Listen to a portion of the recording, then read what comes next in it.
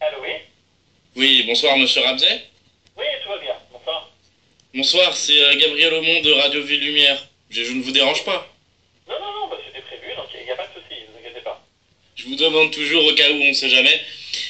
Merci beaucoup de nous accorder un petit peu de temps pour cette petite interview sur une web radio que vous commencez à connaître maintenant.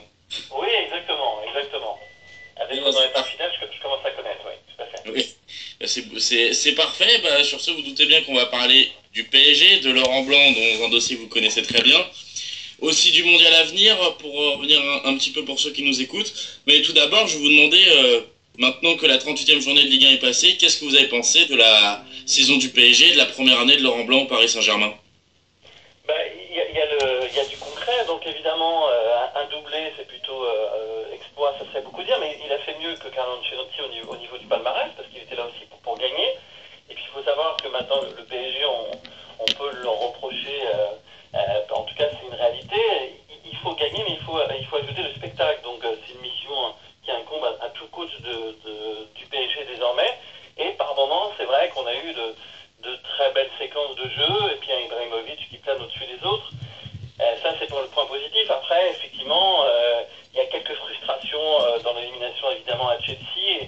Et moi qui ai consacré un livre un peu d'enquête sur la personnalité de Laurent Blanc, quelques petites choses qui me dérangent un peu. Donc, effectivement, il a des points. Il n'a pas fait aussi bien que la Juventus Turin, qui a plus de 100 points sur la saison, mais c'est plutôt carton plein pour le PSG. Mais il y a un petit goût d'inachevé malgré tout. Et après, on peut aussi parler du public du parc qui s'est un petit peu aseptisé. Ça, c'est une réalité aussi. Mais pour ce qui est de Laurent Blanc, voilà, il a réussi sa mission. C'était un choix par défaut. C'est une évidence. Il a relevé le gant. Il a imposé un style. Après, sur la durée, je demande à être convaincu. Mais en tout cas, je pense qu'il peut remercier Ancelotti d'avoir vraiment, à mon sens, assis vraiment les fondations du PSG de l'ère moderne. Vous pensez que l'élimination à Chelsea est vraiment le fait que Mourinho était meilleur que Blanc?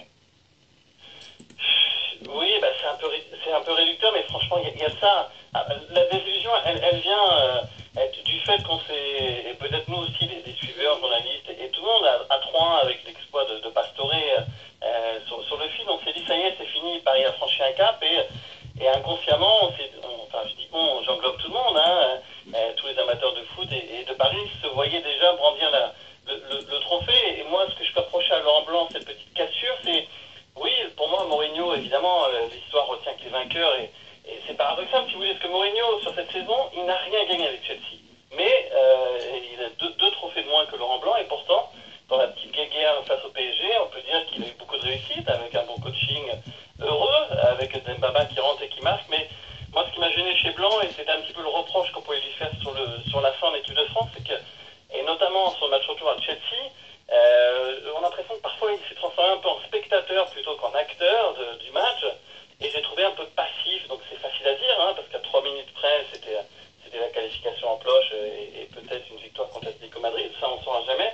Mais voilà, il m'a paru un petit peu figé, et après l'ouverture du score de Chelsea, moi j'étais persuadé, c'est facile à dire, hein, mais j'étais convaincu qu'à ce rythme-là, si Paris ne changeait rien, Paris n'a que un deuxième but tôt ou tard, et c'est malheureusement ce qui est arrivé. Donc oui, c'est le petit point, on parle par séquence souvent, et c'est la séquence faible et décevante du PSG, c'est celle-là, c'est le revers à Chelsea, suivi quelques jours après par une défaite à Lyon, plutôt sans conséquence. Mais voilà, je pense que heureusement que Laurent a gagné malgré tout la Coupe de la Ligue contre Lyon, ça a apaisé quelques rancœurs, mais voilà, c'est toujours on prête corrige, donc Paris, on est devenu très exigeant, très ambitieux, très gourmand. Voilà, moi j'ai été aussi frustré comme tout le public par la défaite contre Rennes, même si le final contre Montpellier, le 4-0, a été convaincant.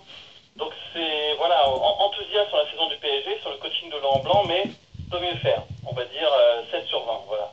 C'est déjà pas mal, c'est déjà une bonne note. Ouais. C'est déjà pas mal en soi-même. C'est vrai que Laurent Blanc avait critiqué beaucoup de critiques au début de la saison.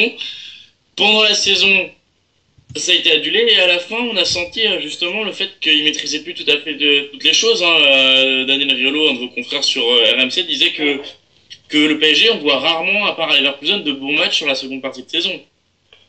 Oui, alors est-ce que c'est que de la faute de Laurent Blanc? Est-ce que Thiago Silva et d'autres avaient déjà ce qu'il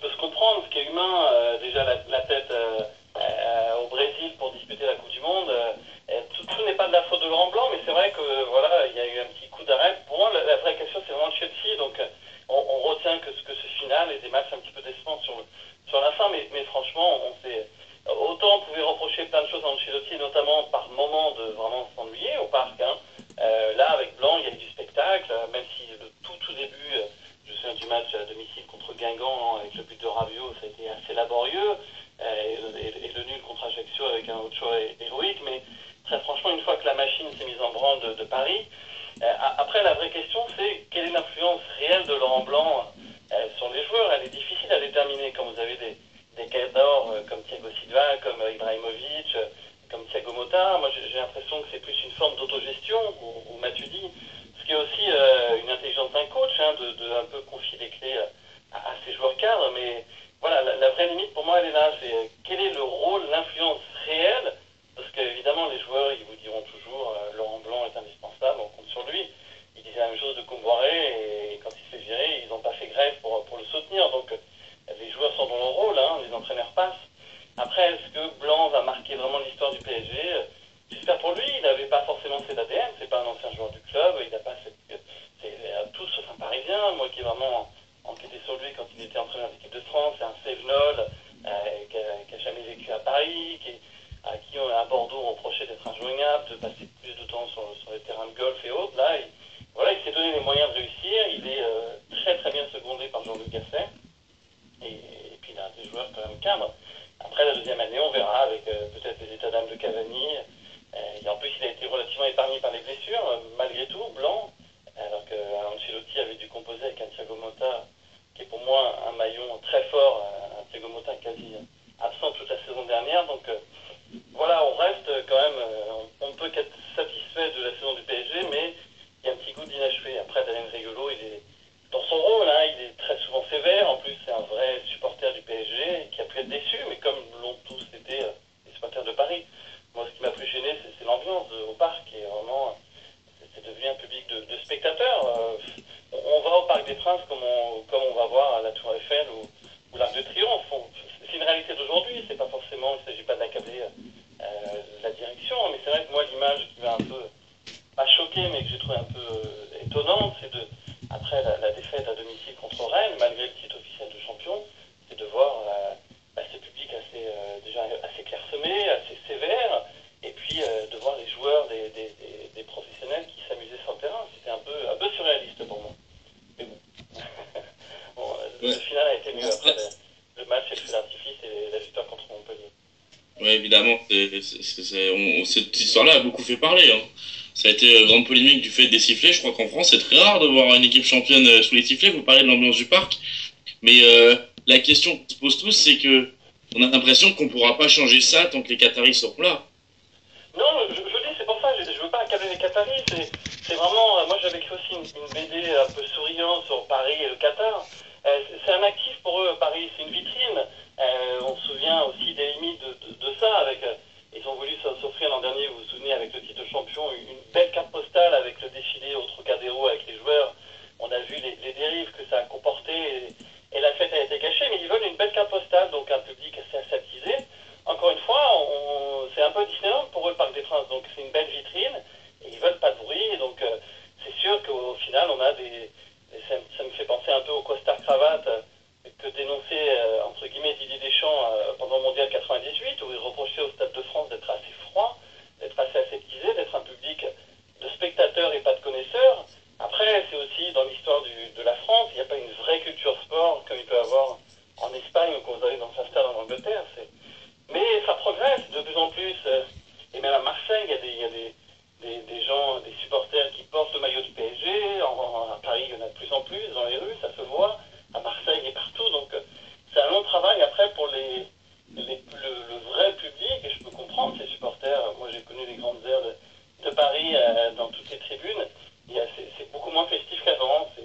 C'est un souhait, une volonté assumée des dirigeants qataris. C'est clair que quand vous êtes au parc, c'est plus calme. Après, c'est aussi le prix à payer si on va avoir des Ibrahimovic et des Cavani. Pour moi, c'est aussi une bénédiction que les Qataris investis dans le PSG, quand on se souvient des joueurs qui avaient pu passer par le passé, dans un passé pas très éloigné. Oui, pas plus tard que 2008, on y pense aussi, ou même un petit peu après. Mais évidemment, et pour revenir juste à Laurent Blanc, Comment vous voyez finalement l'avenir de Laurent Blanc au Paris Saint-Germain? Comment vous voyez les prochaines saisons pour Laurent Blanc? C'est très difficile. Si vous voulez, moi, ce qui m'a un peu surpris, et je le dis encore une fois, je connais pas intimement Laurent Blanc, je suis plus proche d'autres joueurs comme Lizarazu ou d'autres dont j'ai écrit la biographie. Laurent Blanc, c'était plus une enquête pour comprendre le personnage qui est très complexe. Vous parliez tout à l'heure de Mourinho, on sent que Mourinho, il a la défaite, il est habité par son métier d'entraîneur. Laurent Blanc, il y a presque une sorte de distance, on dirait, alors c'est peut-être une apparence, hein, mais que voilà, il est à Paris, que ça lui plaît, mais qu'il n'est pas prêt à en subir toutes les conséquences et tous les revers. Il paraît parfois un peu. C'est pour ça que le feuilleton, son atermoiement sur est-ce que je vais rester, ou enfin, en tout cas, souvenez le contrat, est-ce qu'il va rester, pas rester, lui était sûr de lui. Il a pu donner l'impression de ne pas vouloir s'accrocher indéfiniment à son poste, un petit peu comme quand il a quand même terminé en équipe de France, après l'Euro 2012, qui n'était pas honteux, hein, défaite en quart de finale contre l'Espagne, qui allait remporter l'Euro, mais on a senti un peu, pas dépassé par les événements, mais un peu distant. Et il y a ce côté-là sur lequel peut-être il faudrait qu'il travaille pour qu'on connaisse véritablement sa marque. On ne sait pas s'il va s'inscrire dans un projet global à Paris. Donc, si on écoute Nasser Al-Khelaifi qui est dans son rôle, il a toujours voulu que Laurent Blanc reste. C'est un peu plus complexe.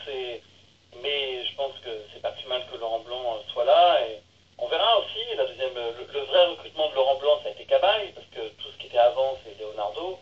Cabaye est un joueur intelligent, mais il a fait une demi-saison à Paris qui n'est pas transcendante. Donc voilà, après Laurent Blanc, je pense que c'est l'an prochain qu'on saura vraiment quelle patte il va durablement, en tout cas quelle va être véritablement sa patte sur le PSG. Donc, mais c'est difficile de savoir s'il va s'inscrire vraiment dans la durée à Paris. Est-ce que c'est déjà possible? On a bien senti que si Wenger avait peut-être arrêté l'aventure avec Arsenal, peut-être que les Qataris qui n'ont pas d'état d'âme auraient sollicité Wenger. Donc voilà, il y a des rapports quand même un peu ambigus avec Blanc et qui, moi, me donne l'impression d'être quelqu'un d'attachant, de complexe, mais qui n'est pas complètement transcendé par son métier d'entraîneur. C'est pas, il y en a plein d'autres qui le sont beaucoup plus en France, parfois avec certains excès. Mais lui paraît un peu, voilà, si je suis pas entraîneur du PSG, doit-il se dire, bon, c'est pas un drame. Parce que quand on est à Paris, quand on a la chance d'être cet entraîneur-là, on a envie de tout donner. Ça, c'est un sentiment, c'est un regard que je pense sur Laurent Blanc qui me semble plutôt juste, mais il est vraiment dur à percer, Laurent Blanc. Hein. Il est vraiment dur de pénétrer dans son cerveau. Pourtant, vous êtes peut-être le journaliste qui a le plus pénétré, entre guillemets. Qui, pardon? Vous êtes peut-être le journaliste qui est le plus rentré, si je puis dire, ou Non, qui a parce que plus cherché. moi, je sais pas, il y a des rapports, même avec les journalistes, il y a des rapports un peu. C'est vrai qu'il est anti-langue de bois, mais ça me fait penser que quand j'ai vu la liste de Didier Deschamps, qui est malin, qui est beaucoup plus, entre guillemets, manipulateur, mais j'allais dire dans le bon sens du terme, dans le football d'aujourd'hui, Deschamps, il est très fort dans son management, il n'y a rien qui dépasse. Laurent Blanc, il veut être un peu sincère, un peu plutôt répondre aux journalistes, mais on a l'impression que parfois il est un peu naïf, quoi. Et, beaucoup plus qu'un Deschamps qui maîtrise tout, y compris dans la langue de bois et dans la manipulation. Et on se souvient que Laurent Blanc avait fait une petite digression après avoir prolongé son contrat en disant qu'il avait lu tout et n'importe quoi. Donc malgré tout, il n'est pas complètement imperméable à tout ça. Mais avec les journalistes, il n'a pas. Si, le seul journaliste vraiment dont il est proche, c'est Pierre Ménès. Après, certains diront que Ménès est plus animateur aujourd'hui que journaliste, mais voilà, Laurent Blanc et Pierre Ménès, moi je les ai vus sur des compétitions, moins maintenant, mais il y a une vraie histoire commune entre les deux. Pierre Ménès suivait la D2 pour un journal d'équipe et il avait vu un jeune talent éclore à Montpellier qui était Laurent Blanc et ils se sont jamais perdus de vue, mais il est vraiment très dur à cerner, Laurent Blanc, y compris pour les journalistes, même ceux qui ont l'impression de le voir très souvent. Ouais, et est-ce que vous parlez évidemment de la personnalité de Laurent Blanc, hein, c'était vraiment le grand débat tout au long de la saison et je pense que ça le sera encore. Par rapport à tout ce qui vient à l'avenir, on parlait de savoir s'il allait avoir des difficultés ou pas dans l'année à venir ou dans les saisons à venir. Est-ce que le fair play financier va être une difficulté, même si c'est un autre entraîneur que Laurent Blanc, ça aurait été certainement plus difficile. Mais on va en venir au sujet. Est-ce que c'est une sanction injuste pour le PSG et est-ce que ce sera un frein aux investissements qataris? Le fair play financier, alors c'est un long débat. Moi, tu vois, je sors aujourd'hui un livre sur Michel Platini aux éditions Grasset, qui décrit un petit peu l'aspect conquête du pouvoir de Platini. Et on va dire schématiquement que Platini, c'est le fair play financier qu'il a fait élire, quelque part, une sorte de fantasme des petits pays contre les grands pays. Donc Paris et Manchester City, qui sont à la même enseigne, sont sanctionnés. Pour moi, je sais pas, de toute façon, c'est dans l'absolu, ce fair play qui est une belle idée, plutôt noble sur le papier. Les petits pays, on ne dépense pas plus que ce qu'on rapporte. C'est une hérésie et c'est illégal. Donc oui, je trouve que c'est sévère pour Paris, mais n'avoir entre guillemets, et volontairement je mets des guillemets, que 60 millions d'euros à dépenser, c'est quand même une somme gigantesque par rapport en tout cas plus dans les très grands clubs, mais voilà, rendez-vous compte, c'est la somme quasiment de Cavani, donc il y a quand même de la marge. Je pense pas que ça va vraiment handicaper Paris, mais c'est vrai que ça paraît injuste et surtout qui est l'UEFA pour évaluer ce que les 200 millions d'euros qui sont considérés comme 100 millions d'euros par l'Office du tourisme du Qatar. C'est pas une juridiction officielle de l'UEFA pour déterminer que les sous investis par l'Office du tourisme du Qatar ne sont pas aussi importants qu'ils prétendent être. Après, il faudrait tout redémonter. Est-ce que c'est logique que ce soit un État comme le Qatar qui soit propriétaire de Paris et que le sponsor du Qatar soit l'Office du tourisme du Qatar? Donc c'est la même caisse. C'est ce qu'a voulu dénoncer un peu l'UEFA, mais encore une fois, c'est un beau principe qu'avait voulu vendre et porter et incarner Michel Platini, mais dans la réalité, c'est beaucoup plus confus et Paris va en faire les frais avec Manchester City. Après, je pense pas que ça va déséquilibrer la compétition et Paris sera très compétitif aussi. J'ose espérer, compte tenu de ce qu'on peut entendre et lire. Oui, Je suis pas on très l'espère inquiet pour tous, hein, Paris, parce mais que dans l'absolu, oui, c'est une sanction qui paraît injuste parce que on sanctionne dans l'absolu les deux clubs de Madrid qui s'affrontent dans quelques heures en finale avec les champions. Il aurait fallu les rétrograder. Ils sont pas intéressés aux dettes en fait, c'est ça qui est compliqué. Donc, mais c'est assez obscur et surtout, après je pense que les dirigeants qataris n'ont pas envie de se mettre mal avec l'UEFA et de porter plainte, mais si un club sanctionné l'estime injuste et va jusqu'à une juridiction nationale, voire continentale, je pense que ce fair play financier sera jugé illégal. Ou c'est alors possible. faut sanctionner le Real Madrid, l'Atlético Madrid qui ont des dettes considérables. Oui, ça a fait énorme polémique, hein. Notamment, on a vu beaucoup de supporters du PSG crier à l'injustice, hein, sur les réseaux sociaux. Oui, bien sûr, bien sûr. Mais bon, Ce qui en tout cas, pour le championnat de France, il y en a partout les injustices. Et à Monaco aussi, on peut dire que c'est une injustice criante, compte tenu de ce qu'a occupé aussi et qui a été l'un des feuilletons nombreux cette saison. Avec est-ce qu'ils vont payer, est-ce qu'ils vont être rapatriés en France, est-ce qu'ils vont payer. On a eu un accord un peu bâtard, mais qui semble satisfaire tout le monde. Mais en tout cas, pour ce qui est du championnat de France, Paris ne sera pas. Voilà, il n'y a pas de grand dommage pour Paris. Mais ce qu'il faut comprendre, c'est que l'ambition aujourd'hui des Qataris, c'est pas le championnat de France. Pour moi, c'est réglé, c'est plié. En tout cas, jusqu'à ce que les Qataris restent, je ne vois pas qui pourrait être champion de France. Ce qu'il faut, le vrai juge de paix aujourd'hui, ce sera la Ligue des Champions. Et là, effectivement, avec les sanctions du fair play financier, ça risque de plomber un peu Paris. Mais bon, achetons, si Paris achète Eden Hazard à 50-60 millions d'euros, je pense que tout le monde sera plutôt content. En plus, il fera partie des joueurs formés en France, donc à Lille, donc, qui est l'une aussi des sanctions de l'UEFA. Donc, Hazard arrangerait tout le monde, si je puis dire. Oui, c'est vrai, vous avez mentionné, vous avez dit que le PSG n'a pas à craindre pour son titre tant que les Qataris sont là. Donc vous entendez que le PSG ne doit pas craindre Monaco dans la saison à venir? C'est une impression, en tout cas, le seul vrai concurrent. Après, c'est même souhaitable, si vous voulez, sans en faire toute l'histoire. On se souvient que Tapi et Canal se sont, entre guillemets, arrangés pour faire un vrai choc entre Paris et l'OM. Le Classico est né comme ça, quand Canal était propriétaire du PSG. Pour qu'un feuilleton tienne les gens en haleine, il faut qu'il y ait un vrai suspense. Et que le seul club en mesure de lutter avec Paris, c'est Monaco, propriétaire d'un milliardaire russe qui va perdre une partie de sa fortune avec son divorce. Mais très sincèrement, je ne vais pas vous le signer, Paris va être champion pendant 10 ans, mais je ne vois pas qui peut raisonnablement inquiéter Paris. Et je pense que les Qataris, c'est leur ambition, leur souhait, c'est de régner longtemps longtemps, au moins a priori, à mon sens, jusqu'à 2022, jusqu'à la date où ils organisent la Coupe du Monde au Qatar. Donc, je ne sais pas si Paris sera champion d'aujourd'hui jusqu'au Mondial 2022, mais je serais très surpris qu'il ne le soit pas quasi systématiquement. Il va y avoir des petits accros, mais l'accro avec, enfin l'accro, tout est relatif, mais avec le titre de Montpellier à la sauce René Girard devant le Paris d'Ancelotti, je crois plus ça possible, à mon sens, avec cette dimension actuelle de Paris. Enfin, il faut pas avoir la mémoire courte quand on voit que Daniel Alves va peut-être venir, que Eden Hazard, enfin, c'est quand même du costaud hein, qui est annoncé maintenant à Paris. Si vous relisez les journaux il y a 3-4 ans, c'était pas les mêmes noms qui circulaient. Hein.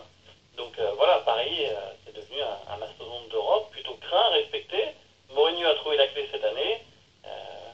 On verra, mais je ne vois pas qui peut raisonnablement inquiéter Paris, à part un peu Monaco, leur gratter les mollets, mais pas plus à mon avis. Mais ça serait bien en tout cas qu'il y ait une vraie compétition, une vraie lutte. Hein. Ce qui serait presque dommage, c'est de tout écraser. Hein. Bielsa à l'OM, tant mieux, mais...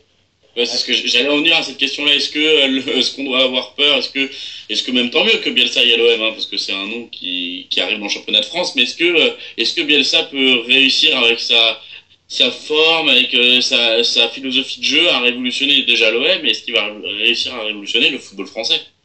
Parce que si l'OM gagne, c'est une révolution qui est mentalité. Le président l'OM, c'est un homme de communication, il était très fort, c'est-à-dire il nous survend un Bielsa qui est apparemment un mec assez génial, on a l'impression que c'est le révolutionnaire du football, Bielsa, et tout ça pour aussi effacer une saison désastreuse. Marseille ne s'est pas qualifié pour la Coupe d'Europe, Marseille a fait 0 points en Ligue des Champions, éliminé de toutes ses coupes.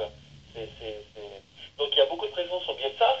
Moi j'avais couvert la Coupe du Monde en Afrique du Sud pour François et j'avais vu l'équipe entraînée par Bielsa. Il y a une vraie esthétique, c'est un vrai...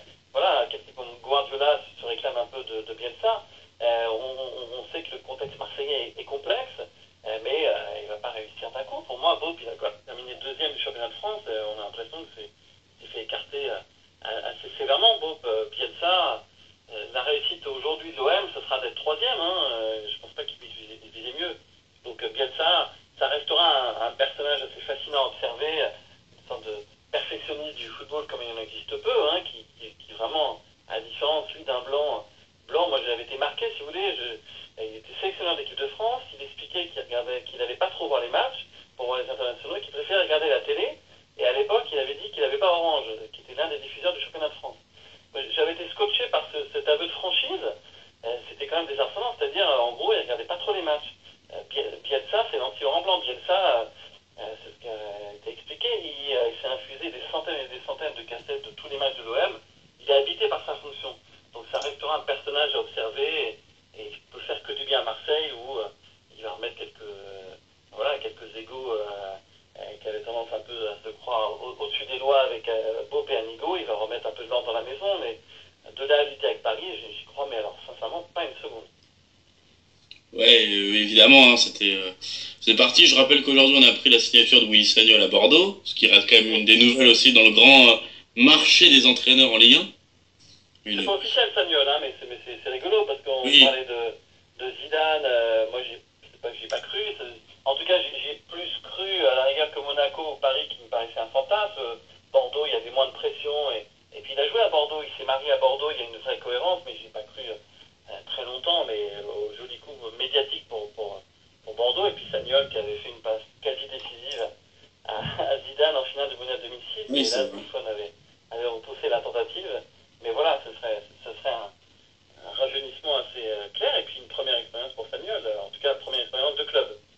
Il est encore entraîneur des espoirs. Oui, c'est vrai. Vous parlez justement de cette fameuse tête de Zizou. Ou alors j'ai raté peut-être... j'ai l'impression que c'est un feuilleton, donc Sagnol semble avoir le profil partout, à Lyon, à Bordeaux, mais je trouve pas que ce soit encore signé, mais ce serait pas étonnant que ça le soit, ouais. Oui, parce que je pense que si l'équipe le met en gros sur son site, bon, on sait jamais, mais... L'équipe avait annoncé, parce que moi je connais bien Nicolas Anelka, il y a quelques semaines qu'Anelka allait signer au Brésil, donc moi je vais écrire et dire qu'il n'ira jamais, ce qui a été démontré, hélas ou pas, ça je sais pas, mais voilà, donc disons que Sagnol est fortement pressenti, qu'il a le bon, en tout cas il a un bon de sortie a priori, donc je pense que ça se fera. Mais si Aulas, dans les heures qui viennent, lui dit finalement Oui. En tout cas, c'est plutôt amusant à suivre et c'est bien que le marché, ça c'est bien. C'est amusant de voir le marché qui s'emballe et puis quelques anciens grands joueurs qui prennent le pouvoir. En tout cas, qu'on cette envie-là, on a reproché à Zidane de ne pas vouloir, de ne pas savoir, en tout cas de ne pas comprendre un peu ce qu'il habitait. Aujourd'hui, on comprend bien qu'il a envie d'être entraîneur. Et numéro un, Sagnol aussi, était un peu, enfin, après la fin de sa carrière, il se cherchait un peu. Là, il a pris des espoirs, il les fait très bien tourner. Et je trouve ça bien de voir il n'y a même pas 40 ans, Sagnol, de voir des joueurs jeunes ou un peu moins jeunes se lancer dans la fonction. C'est bien de rajeunir les cas. Oui, c'est bien vrai. Justement, vous parlez, donc je disais de la tête de Zizou, qu'on sait toujours pas comment bouffer de la sortie ou malheureusement la sortie. On verra comme on veut. Le mondial approche, c'est dans un petit peu moins d'un mois.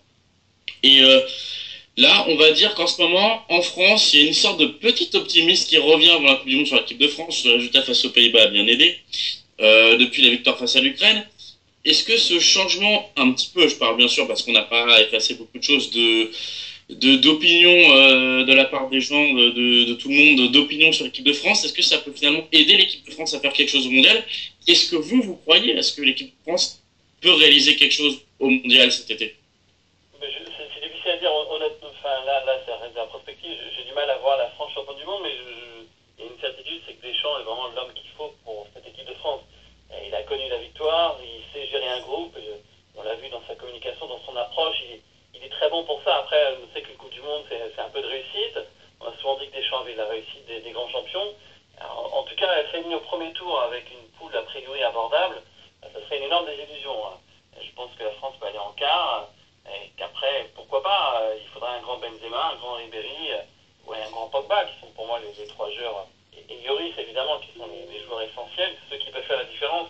Mais ça revient un peu à ce que je vous disais, c'est-à-dire qu'il n'y a pas une vraie culture foot en France. La preuve, c'est que le matin du match retour Ukraine-France, après le 2-0 là-bas à Kiev, on était la pire équipe de tous les temps. Et moi j'étais au Stade de France, effectivement, pour le match retour, j'ai rarement vu une telle communion, mais dans la foulée du 3-0, avec le doublé de Sacco, tout juste, il y a tout le monde, tous ces mêmes qui disaient on est les plus nuls, on est la risée du monde entier, voyez pas l'équipe de France championne du monde. Donc c'est difficile de trancher.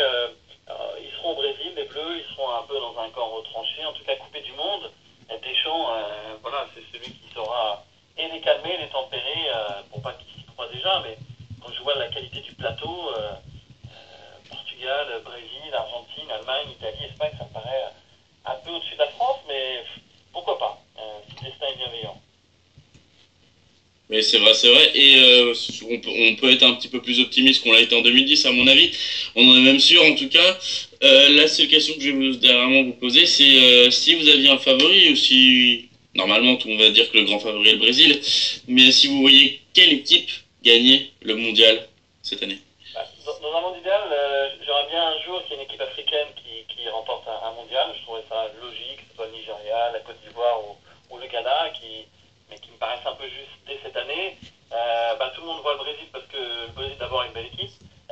Quand même, les Thiago Silva, les David Luiz et autres, et qu'ils ont été, en tout cas, ils ont été bons en finale de la Coupe des Confédérations et qu'ils ont un public. On sent qu'ils ont presque une pression qui peut aussi les paralyser. Euh, L'Allemagne, je trouverais logique qu'ils soient enfin récompensés parce qu'ils jouent très bien depuis quelques années, mais ils jouent toujours pas très loin.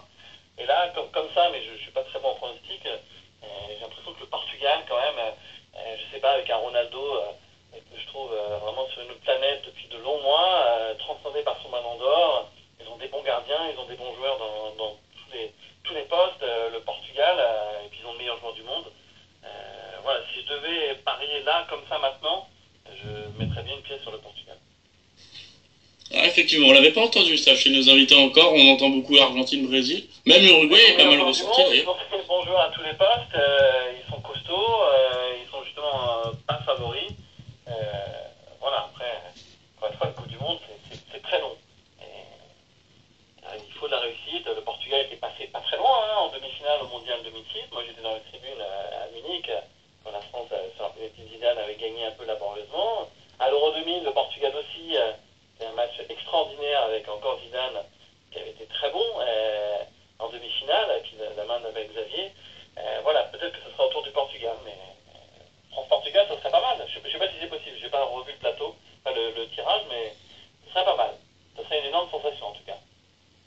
c'est vrai, ce serait pas mal. Bah écoutez, je vais normalement vous remercier de nous avoir accordé un petit peu de temps. C'était un plaisir, il n'y a pas de souci. Et je vais vous remercier, vous souhaiter une bonne soirée, bonne continuation, en espérant vous avoir à nouveau bientôt. Portez-vous bien. Merci. Au revoir. Au revoir.